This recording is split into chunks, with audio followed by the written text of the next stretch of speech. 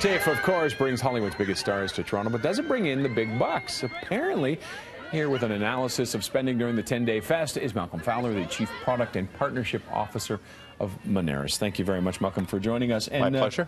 Some good numbers today you're bringing out. There were good numbers, so we've just finished crunching them all, but what we saw was spending for the entire length of the festival was up about 7% year over year. And if you focus down on the opening and closing weekends, it was more like 15% over year. So we're starting to get more and more activity on the weekend with the big stars and the big shows. Those are big jumps. Was there any one area that saw the biggest increase? You know, it's a blend.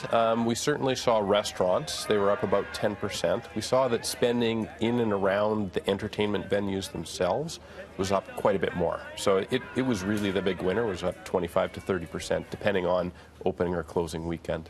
And now, is this more people from the city enjoying, or are we getting people from outside and more tourists, which is always important? So for sure, to sustain that kind of growth, the TIFF attracts a huge number of locals. But if you look into the numbers, foreign spending was up 30% year over year on the opening and closing weekends, which is a really big number. That's a huge jump. That's a third. It's up a third for foreign spending. And, you know, if we look at numbers last year in general, foreign spending was up quite a bit anyways. So what we're seeing is TIFF is really drawing in the international folks who want to see films and want to participate in one of the best film festivals in the world. And it is. And the one we got a chuckle over, we were talking about Germans. The Germans are coming. Germans are coming.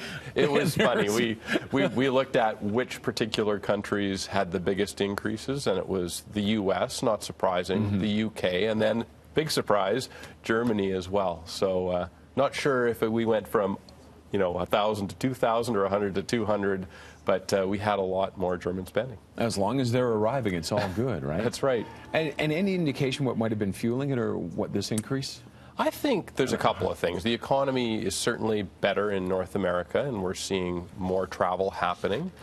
Disposable income is certainly a bit of a powerhouse in the States right now. But you know what? This festival has created an international flair and attention, and it attracts the biggest stars, and it attracts people who want to get really close to them. And Toronto's one of those festivals where you can be in line and you can be 30 feet away from the director or the star of the film.